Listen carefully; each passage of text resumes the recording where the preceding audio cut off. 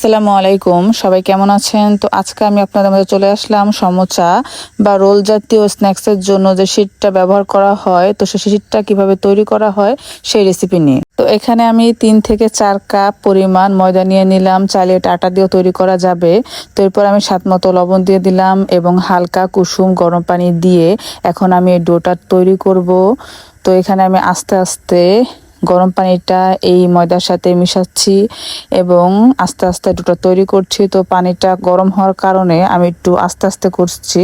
তো এরপর যখন আমার ডোটা তৈরি হয়ে যাবে, আমি উপরে কিছুটা সয়াবিন তেল দিয়ে 20 থেকে 30 মিনিটের জন্য এখন রেস্টে রাখবো।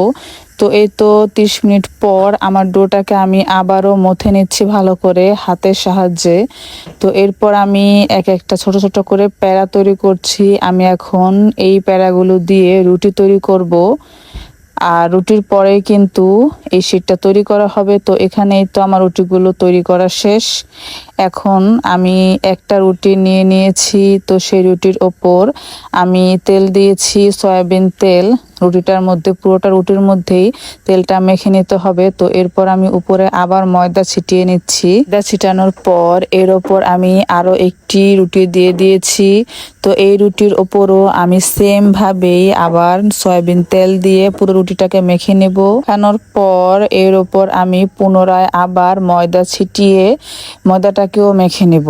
তো এরপর আমি সেম ভাবে এর উপর আরেকটি রুটি দিব। তো এখানে কিন্তু আমি 4 থেকে 5টি একইভাবে একই রকম ভাবে একটার পর একটা রুটি দিয়ে এবং রুটির মাঝে ময়দা ছিটিয়ে এবং তেল লাগিয়ে পরপর রুটিগুলোকে দিয়ে নিচ্ছি।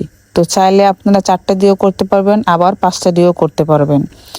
আর এই রুটিগুলো কিন্তু একেবারে মোটাও হবে না, আবার একেবারে পাতলাও হবে না, মিডিয়াম ধরনের হবে এক একটা রুটি। তো এখানে আমি পরপর 5টা রুটি একসাথে দিয়ে এখন আমি বেলুনের সাহায্যে এই রুটিগুলোকে বেলে নিব। তো এটা কিন্তু আলতোভাবে করতে হবে। সম্পূর্ণ রুটি একেবারে মাছ থেকে শুরু করে কিনার পর্যন্ত 4টা দিক সমানভাবে বেলে নিতে হবে। তো এই তো আপনারা স্ক্রিনে দেখে অবশ্যই বুঝতে পারছেন। তো রুটিটাকে আমি আবার উল্টিয়ে আবার একটু বেলে নিচ্ছি। তো যখন আমার সব জায়গায় একভাবে সমানভাবে হবে, তখন আমি এটাকে উঠিয়ে নেব এবং উঠে একটা পাত্র বসিয়ে দেব চুলায়। তো পাত্রটি যখন গরম হবে, তখন আমি এই রুটিগুলো পাত্রতে ঢেলে দিব। তো দেওয়ার পর যখন হালকাভাবে একটু রুটিটা গরম হয়ে আসবে, তখন আমি অপর পিঠ উল্টিয়ে দেব। তো অপর পিঠে যখন হালকা গরম হয়ে আসবে, তখন আমি এটাকে নামিয়ে নেব। তো এই কাজটা কিন্তু খুবই সাবধানে করতে হবে। এই রুটিটা কিন্তু একবারে বেশি গরম করা যাবে না, হালকা গরম হওয়ার পরে এটা উঠিয়ে ফেলতে হবে। তো এরপরে এই গরম থাকা অবস্থায় কিন্তু রুটিগুলোকে এক একটা রুটিকে খুলে নিতে হবে। তো আপনারা স্ক্রিনে দেখে অবশ্যই বুঝতে পারছেন। তো এই কাজটা কিন্তু একেবারে রুটিটা গরম থাকা অবস্থার সাথে সাথে করতে হবে।